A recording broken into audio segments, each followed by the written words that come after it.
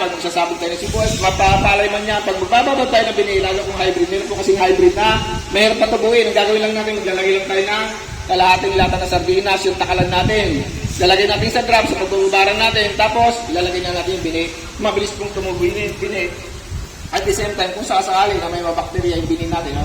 May mapunggos yung binhi natin, aalisin niya po yun. Nababalansin niya po lahat ng mga nandyan. Ano po, ganun po niya. Tapos mapapansin natin, pang 8 days, i-spray na po natin yung binhi natin. Ano po, para yung punla natin, parang sa ganun, mabilis po siyang lumaki at panlaban na rin doon sa sakit ng ating punla. Ganun po siya. Ano po, ganun po yung ating gawa. Kaya pag magpupunod na po tayo ng punla, ang napapansin kasi natin, iniahampas yung ating punla. Di ba kapag na ang ginagawa natin pagka binunod natin, iniahampas? Pag ginamitan natin nito, madali na po siyang bunutin. 2 araw o 3 araw bago natin bunutin, isprayan natin. Para saan po yung? Para madali po siyang bunutin. Ano po? Parang nakapatong na lang po yan sa lamesa. Na binubunot mo, hindi po siya stress. Kaya pag tininin mo, verde po siya, hindi po siya naninilaw. Ganun po siya kabilis, ganun po siya kaganda yung ating produkto. Ano po? Madali po siyang bunutin.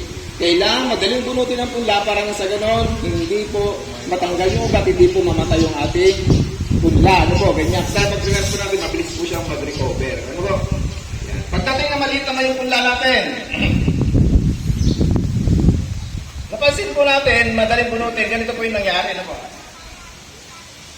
Yan. Nung bumunot po siya, brown. After 2 days, ito na po siya. Ganun po siya kabilis. Napakabilis niya mag-react, napakabilis niya yung epekto niya sa halaman natin. Ngayon, meron po tayong punla na maliit. Pero ito, kailangan mapalakas natin yung pag-ipi ng ating palay para na sa ganun makuha po talaga yung lakas ng ani ng ating sibuyas ay ng ating palay. Ganun po siya galagagkan po. Tapos pag maliit siya, i-spray lang po natin, lalaki po siya kagad. Ano, ganun po yung nagagawa ng produkto natin. Ano po? Kapag may sakit, napansin mo may sakit, namumula, naninilaw, or paupod, o ano man yung sakit na nakita mo, yan din po yung gagamitin natin. Yan. Ano po, mahusay po siyang kumontrol ng mga sakit ng ating halaman. Bakit po? Mahusay po siyang kumontrol ng ating sakit ng ating halaman kasi meron po siyang natural, meron po siyang mga microorganism na kukontrol doon sakit ng ating halaman. Ano po? Kung sa ugat, meron po tayong kukontrol doon. Kung sa tao, meron pong kukontrol doon. Kung insekto, may kukontrol doon. Lahat po ng mga sakit na kailangan kontrolin doon sa palay natin sa mano, sa sibuyas natin. Ano po pong kontrolin? Kukontrol po siya. Pinagsilasan na siya, lahat na siya, pag-control pa ang mga sakit ng mga halaman natin. Ganun po siya. Ano po? Ngayon, pag nakita mo na, pag mamumuna, ganyan na po yung bunga ng ating palay. Ano po?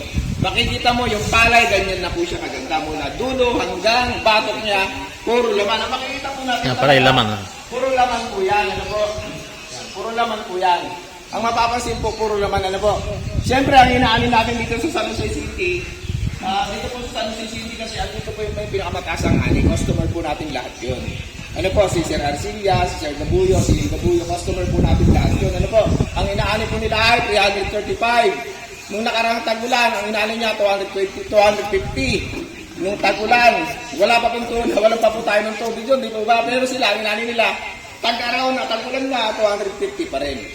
Ano po, ganun po ang inaani nila. Ano po ba inaani natin dito? Ilan ba inaani? Mababa sir ang ani namin dito kasi pangit po yung mga lupa namin dito. Ganun din po kami noon. Ang kapiran namin noon, sabi namin ang lupa namin hindi siya maganda. Yung pala, kailangan lang pala natin dagdagan yung mga inalalagay natin. Mga nutrients niya. Para, yung mga kailangan nila. Para yung lakas ng punla, yung lakas ng binhi natin, yung lakas ng palay natin, ibigay niya talaga yon. Ibibigay natin yung kailangan nila, ibibigay natin yung anong gusto nila para na sa ganon, makuha talaga yung lakas ng binhi. Ang binhi po kasi natin, lalo ang hybrid, malakas po siya kumain. Ano po? Ngayon, pag binigay natin yung tamang kailangan nila, ibibigay niya rin talaga yung lakas ng ani. So, yung mga number 1 po sa Pilipinas, mga wanted customer po natin silang lahat. Mapapanood niyo po sila sa Kasakay, yung interview po namin. Ako mismo nag-interview at ginagamit po nila yung ating mga produkto. Sinama po nila kasi sabi nila, nung hindi kami gumagamit ng mga ganito, hindi namin naabot yung mataas na ani. Pero nung gumamit na kami ng mga kailangan ng lupa natin at ng palay natin, tumaas po yung ani namin. Nabot po talaga yung lakas ng binhi. Ano po? Ganun po siya. Yan. Mapapansin po natin ito, palay ko po ito eh. Gumamit po ako dito ng 200 plus ano. Ito, mapapansin po natin, ito 200 plus po ang ginamit ko dito, 200 ito yung average. Ito mapapansin niyo po yung dahon niya, hinog na yung bunga, verde pa rin po siya. Ano po? Pero bakit po ganon? Ginawa kasi ng produkto natin, i-extend niya yung verde ng dahon para punan muna yung mga nahuhuling bunga. Kasi kapag hindi mo napuno yung bunga ng butil ng palay natin, ang mapapahalos kalahati yung 30% mawawala po. Kung 130 kaban kagad ang nawala. So yun, kailangan mahuli na mahinog yung verdeng palay natin, ay yung verdeng dahon para sa ganon, mapunan niya lahat yung bunga ng palay natin. So ang gagawin niyo yung sure harvest, ang gagawin po ng mga produkto natin ay i-extend niyo po yun para malagyan lahat yung laman ng batok ng palay natin. Lahat ng mga dapat malagyan ay malalagyan niya. Ganun po siya tumatarabaho yung produkto natin. Ano po? Ito po yung sabi ko kanina, sa kalugtong naman po ito. Ang nangyari dito, gusto nung magsasaka ay, opo, thank you Kapitana. Ginutom ako. Opo, thank you po. Okay lang po, ladies first. Ano po? Ganun po talaga, kailangan ladies first. So ito po yung natin, palay. Pagka ito yung may-ari sabi niya, babalasahin ko na ito. Bakit mo babalasahin? Kasi paupod na po eh. 4 na hektarya. Sabi naman ng technician namin, sir, ang luwang-luwang po yan, 4 na hektarya. Tapos ang laking trabaho, ang dami speaking. Eh, sir, dinamit ko na lahat. Lahat ng gamot, lahat ng lason, fungicide, insecticide, lahat na ginamit ko, pero hindi pa rin siya nagbago. Sabi naman ng technician na, sir, subukan mo. Subukan mo na, sir, na magagamit natin. Pero subukan mo lang, sir. Pero ang ginamitan niya, after 5 days, nagbago after 3 days, malaki na kaagad. Yung ilapin na mataas, nawala na siya. Ano po, ganun po siya tumarataw si Sure Harvest. Ano po, nagpasalamat yung may-ari, sabi niya, maganda pa yung inani namin. Ano po, sabi niya, ganun po siya tumarataw. Kaya, hindi mo naman pala kailangan ng lason. Kailangan mo lang pala yung matulad nito para nasa gamay, makontrol natin yung mga sakit ng halaman natin. Ano po? At mapaganda po talaga natin na gusto yung halaman natin. Ito po yung contest namin sa Region 2. Mapapansin ninyo, isang area po yan. Ito, nasira. Ito, hindi. Ito po yung ginamitan ng Sure Harvest. Ano po? Si Sure Harvest kasi, pag ginamit natin sa lupa, ginamit natin sa palay, tumataas po yung water holding capacity niya. Ano po? Yung pinagtingil na tidanong, na bayag kay pinagtingil na tidanong iso, nalay iso na tuyot, i-drown, hindi po siya basta-basta matutuyo. Pero yung katabi, natuyot siya, iisa ng variety, iisa ng araw ng tanim, iisa ng pudla, yung iisang area sila. Pero yung hindi ginamitan, kasira. Ano po, mapapansin po ninyo, tingnan nyo kung mabuti, halos wala na kong buhay. Pero yung ginamitan po ng Sure Harvest, buhay po lahat. Ano po, ganoon po siya. Ayan, ganyan po yung nangyari. Ano po, ito po ay contest namin. Gusto nyo mga magsasaka doon, gamitan din nila. Sabi namin, pagkatapos na po ng contest, at saka po kayo gumamit. Ano po, kasi contest po ito para mapatunayan lang na yung produkto natin ay epektibo at maganda para sa halaman at sa lupa. Ano po, ganun po siya. Ito po talaga, dito po kami pinalaksakan talaga ng DA. Bakit po? Kasi yung nagawa ng produkto natin, nakapagtataka sabi nila, paano nagawa na ito ay bitak-bitak, ito ay buhay. Ano po, ganun po yung nangyari dun sa pananim nila. Ano po? Ayan, ito po sa City yan, kagawad po yan, ang 22. Sa ako naman po ito, tundog po ata lang ko nito eh. Yung mga ginawa po namin, yung nagbubunot, yung mga kon po namin, mga pinakita ko kanina, dito po sa Kapitana sa San Jose lahat yun. Ano po, sa San Jose po yung ginawa namin na mga demo, sa Palestina yung isa, sa Sinipit yata yung isa, tapos ito naman sa boundary ng Tundod at saka basta yan sa parting Tundod, dito naman po siya. At yung mga best farmer po kasi natin, bakit dito kami sa San Jose kumukuha, nandito po kasi mga best farmer natin dito sa Pilipinas. Ano po, ganun po yung ginagawa natin para mapatunayan ng lahat na ginagamit po ng mga magsasakang mahusay ang sa pagsasaka yung ating produkto. So pagdating naman sa sibuyas, ano po ang gagawin naman natin sa sibuyas? Pagdating naman po sa sibuyas, bago po tayo magsabog ng buto, sabi ko kanina, spread lang natin yung, i-treat natin yung lupa para nang sa gano'n, malinis po natin yung lupa, wala po yung bubulok ng mga buto ng sibuyas natin. Ano po? Pag nasabog na natin, spray natin para mabilis tumubo yung binhi. Ganun po siya, malakas din po siya magpatubo ng binhi ng sibuyas. Ano po? Ito. Ganito po, pagdating ng 10 days to 12 days, magpapa-spray po tayo panlaban po sa dumping off. Pag lalo ganito, sigurado ang sibuyas, unti-unti nagbabawas. Pag taumulan na ganyan, i-spray mo na siya ng Surabes. Para na sa ganoon, magugat, mapigil yung pagkabulok. Hindi naman ganun 100% na sasabihin ko, pero sisiguraduhin ko, pipigilin niya po yung pagkabulok. Ano po, ganun po siya, pipigilin niya po yung pagbabawas. Ano po, mahusay po siya doon. Malakas po siyang magpaugat. Ano po, paano pong ginawa magpaugat, ganito po siya. Ayan. Saan mo sabihin po ito? Yan. Ganyan po siya, ano po, yung ugat ng sibuyas natin, talaga malalaki yung sibuyas natin, tapos yung ugat ganyan po siya, kalalaki, ano po, ganyan po siya. Ganyan po yung gagawin niya sa ating sibuyas. Pag nag-spray naman po tayo ng lason, kung sakasakali din natin may iwasan mag-spray ng lason, nag-spray tayo ng fungicide, ang interval niya lang, pag ginamit po natin ito, ay 3 or 4 days. Huwag po natin lalagyan ito ng lason para pang-control dun sa pagkabulok. Ano po, puro lang siya. Ngayon, hindi natin naiwasan ang lason. Hindi tumatalab yung lason mo.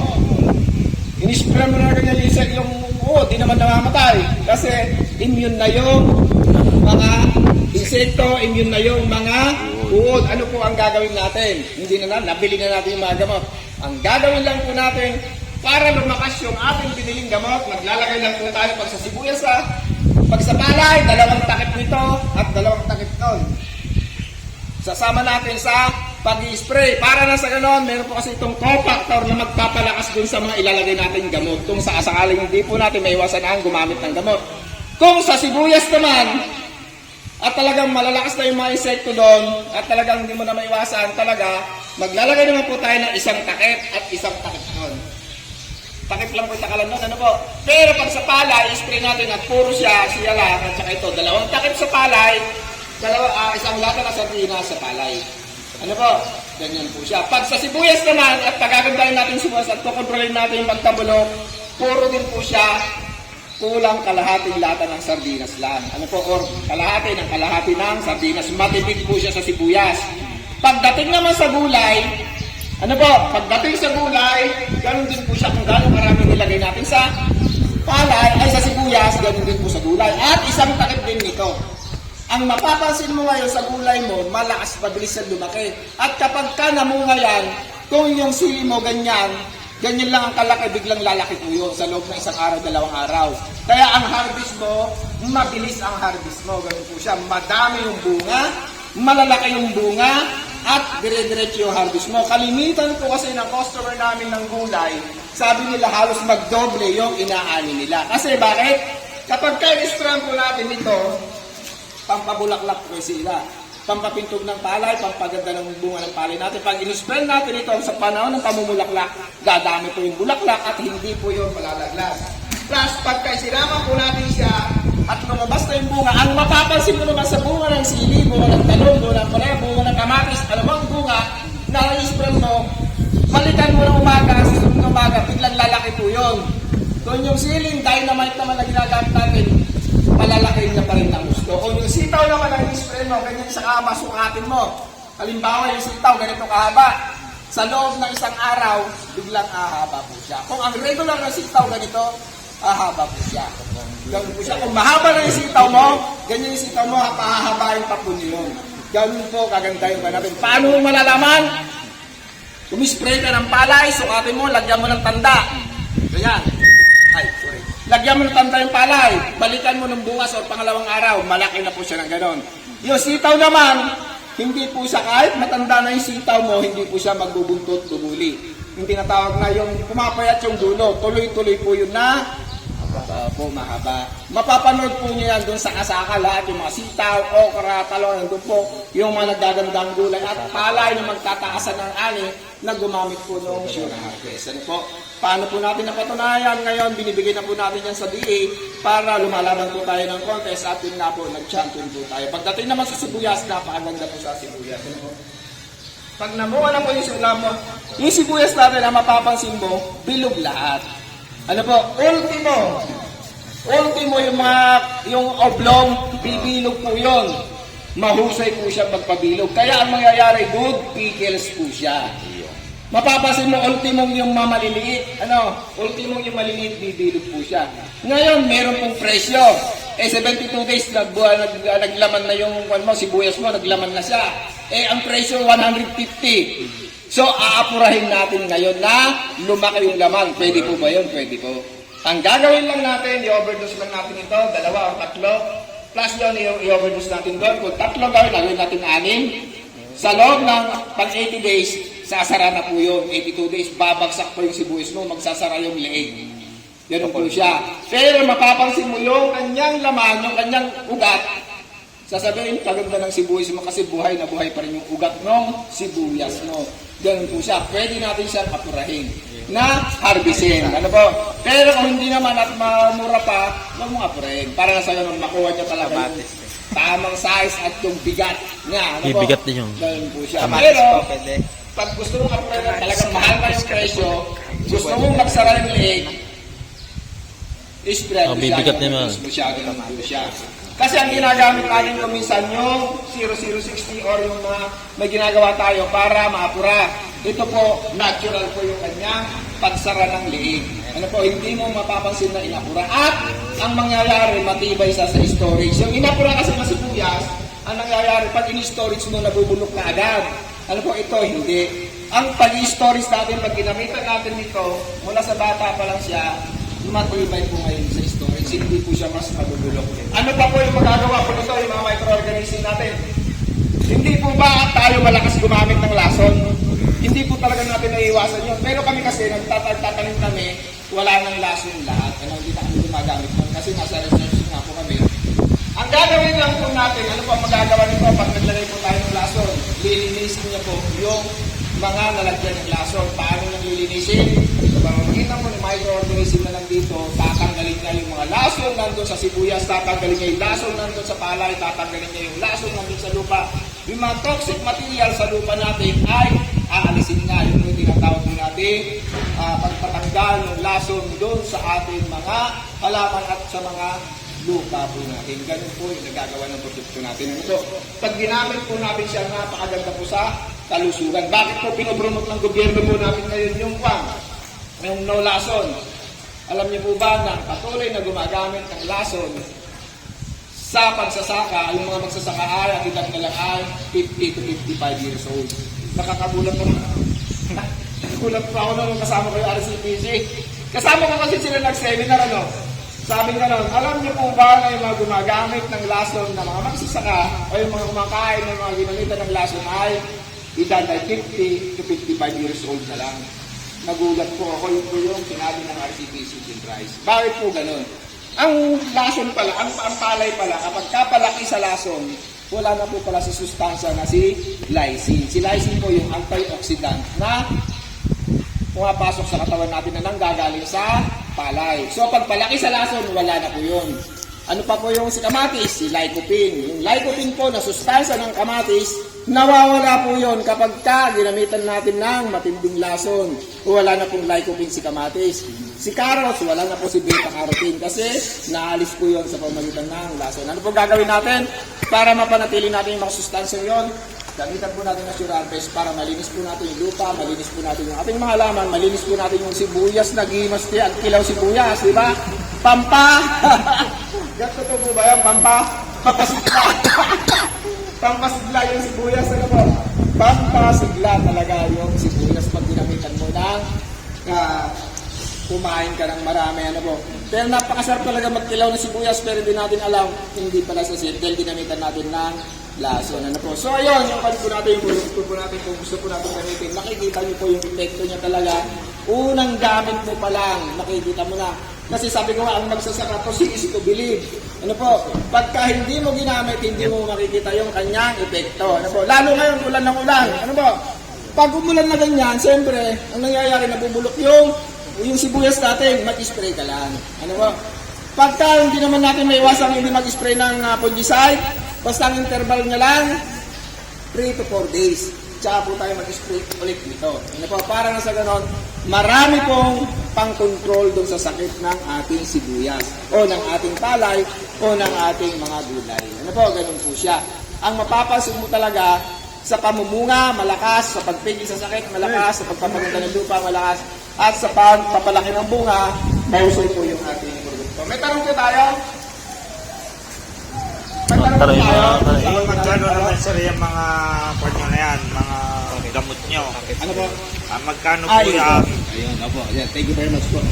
Bigilisan ko na po, ipaliwala ko na. Tsaka sir, may nabibili ba dyan sa mga merchandise? Sa mga kwan po natin, agri-supply. Sa mga agri-supply. Sa mga agri-supply po, maglalagay pala. May mga nabibili po, dati naglagay kami, nung maubos na, hindi na po namin kami naglagay ulit. Ngayon, nag-iikot kami para nasa ganun, maguhan niyo po doon sa mga agri-supply. Ngayon, direct po kayong bibili muna sa amin, kila Sir Reynolds. Direct po kayo sa kunin niyo po yung mga number nila. At kung gusto niyo gumamit, magkakuha po tayo sa kanila. So na po, mabilis na po ang pagdi-deliver ngayon. Meron po si Shopee, si Lazada, si Lalamove, lahat po yun. Mabilis na po tayo, isang text lang, andyan na yung order. Ano mo, ganun na po siya. Text lang po tayo, hindi na po tayo pupunta sa bayan. Ano po, nandyan na kagad yung produkto. Kailangan ko ng ganito. Ano po, ganun na po kabilis ang ating teknolohiya ngayon. Ano po, yung po yung epekto ng pandemic. Ano po, natuto yung tao kung paano mapadali yung trabaho, agur-uray ka lang, tugaw ka lang yun eh. Alam mo, text mo lang, tab niya. So ayun, Yung kwan. meron pa pala kami isang produkto. Meron po tayong problema sa daga dito. May problema kayo sa daga. Meron po tayong problema. Ano nalaglag?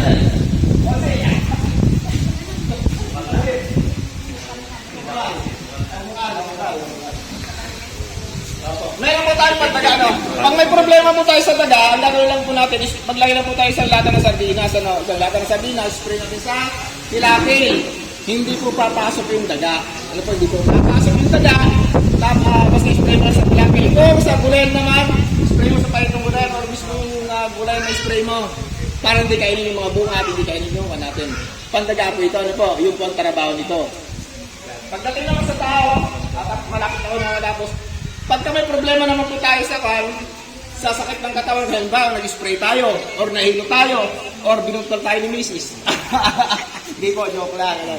So, ang gagawin lang po natin, maglagay lang po tayo ng pantanggal ng sakit ng ulo, sakit ng bewang, subukan mo, Konsi. Bango yan. Kung saan yung masakit ang pati ng katawan, ano? Yung bulsa ko, sir, eh. Spray ano?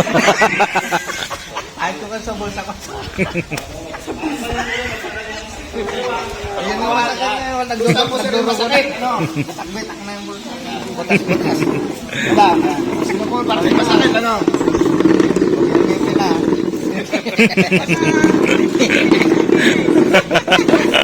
Pag masakit po ang ulo, 1 minuto. Pag masakit po yung ulo ninyo, halimbawa sumasakit kayo, masakit, pumitindig ka na nun. 1 minuto, ilagay mo lang karga mo yung ulo. Ay! Napakasarap po namin yan. Pag may sipon, abuin mo lang. Masakit ang bayo, ipahid mo lang. So, ang nangyari po ay sa kabutihang palad naman ay kami po yung nag-number 1. Ano po, kami po yung nag-champion. Ano po, yun po yung mga record na nagawa po ng aming kumpanya at ng produkto po natin. Ano po, yung paano po siya nagawa, yung po yung isi-share po namin sa inyo. At pagdating, ano po ang mga tanim po ninyo dito? Palay, sibuyas. Palay, sibuyas. Gulay. Gulay, yan. Okay po. So, palay, sibuyas, lahat po ng pananim ay pwede po yung ating produkto. Ano po, yan. So, yung isi-share po namin sa inyo, konting-konting oras lang po yung kukunin namin at malalaman niyo po kung paano po ito gamitin, paano po ito ay makakatulong sa ating pagsasaka. Bago pang lahat, papakita ko lang po yung ating lisensya. Ito po yung ating DEI, license po sa business. Ito po yung lisensya namin sa fertilizer and pesticide. So, Ito kay sir, para makakita. ito, kailangan po lisensyado ang ating produkto bago po natin ito ibenta sa merkado para na sa ay dumaan talaga ito sa masuting pag-aaral. Ang ito ay safe na gamitin. Ano po, halos lahat po kasi tayo ngayon ay wala na po napagsasaka ng hindi gumagamit ng lason, ano po. Pero marami pa rin nasisira, ano po.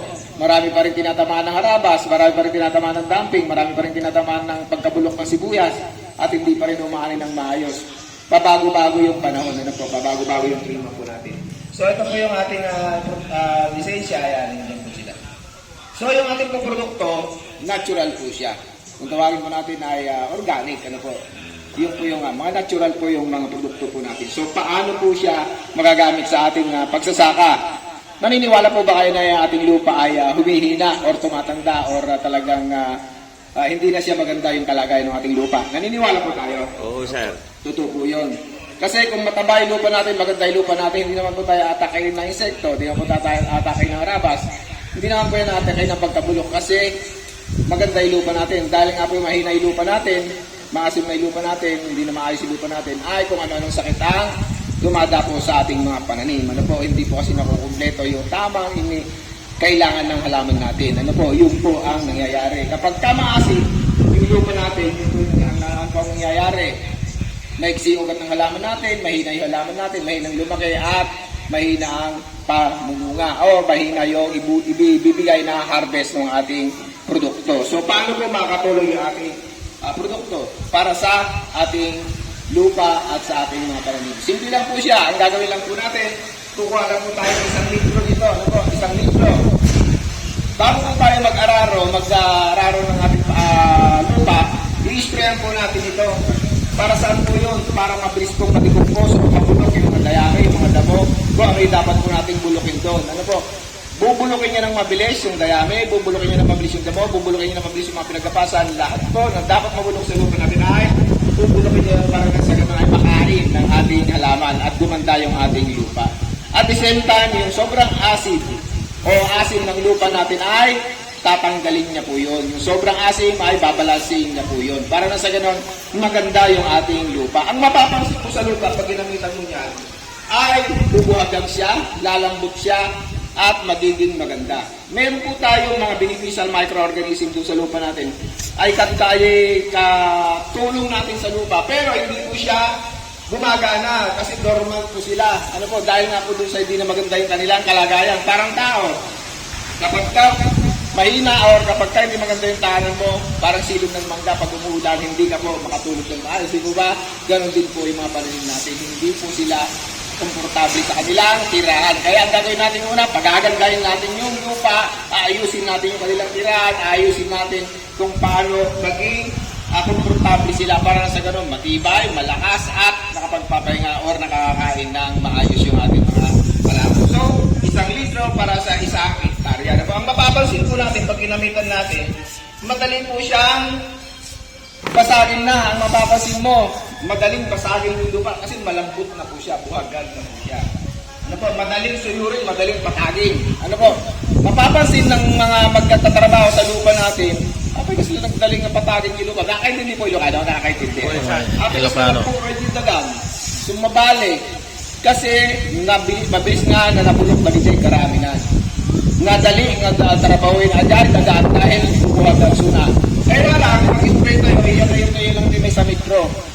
Or isang dipa sa pilapil kasi pag dinaanan po yan ng manananim, babagsak po yan kasi lalambot nga po siya. Basta isang dipa lang po yun. Pero kung dry naman, okay lang. Ano po? Pero pag natutubigan tulad nga na tinatamnan natin ng palay, ay ilalayo lang natin ng 1 metro. Ano po? Ito. Tanong Ano ko. po? Tatakip, tatlo. Gawin natin 6 para bumagsak po kagad, magsara yung leeg. Sa kalibong So, ganun po siya kalakas. Ngayon, kung normal lang yung gusto ako naman, Babade. okay lang. Isang takip, may guide po tayo. May guide po kami na ibibigay para sa ganun magamit po natin